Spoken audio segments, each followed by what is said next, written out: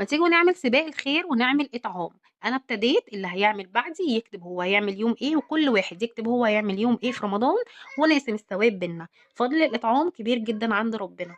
ربنا بيقول أفضل الصدقات إطعام الطعام. ومش شرط يعني كلمة إطعام إن إحنا نعمل كميات كبيرة أو نصرف مبالغ كبيرة أو نقف وقت طويل نحضر ونعمل في الأكل.